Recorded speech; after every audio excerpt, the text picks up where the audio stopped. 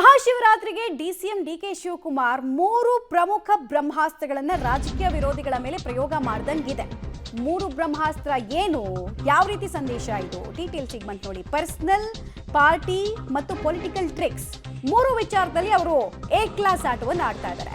ಕಾಂಗ್ರೆಸ್ ಒಳಗೆ ಸಂಚಲನ, ಹೈಕಮಾಂಡ್ಗೂ ಕೂಡ ಗೊಂದಲ, ವಿರೋಧಿಗಳಲ್ಲೂ ಕೂಡ ತಳಮಳ, ಬಿಜೆಪಿಗೆ ಒಂಥರ ಕಚ್ಚುಗುಳಿ.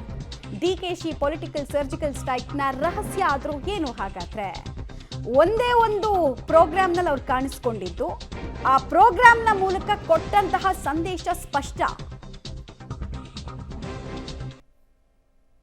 Hindu, I say, I'm a born Hindu, I'll die as a Hindu. But I love all religion. I love all religion, I respect all religion. I love whichever religion. When I was in jail, I learned about Sikhism. How Sikhism was being formed, how that is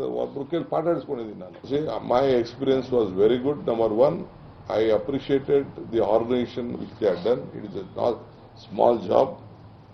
Whatever may be, ಅಷ್ಟು ಜನಕ್ಕೆ ಮಾಡಿ ಕೆಲವು 1-2 ತೊಂದರೆಗಳು ಆಗ್ಬೋದು, ಟ್ರೈನ್ಗಳಲ್ಲಿ ತೊಂದರೆ ಆಗ್ಬೋದು, ಆಗಿರ್ಬೋದು. ನಾನು ಅದೆಲ್ಲ I don't like to find faults, but it is satisfaction, one satisfaction.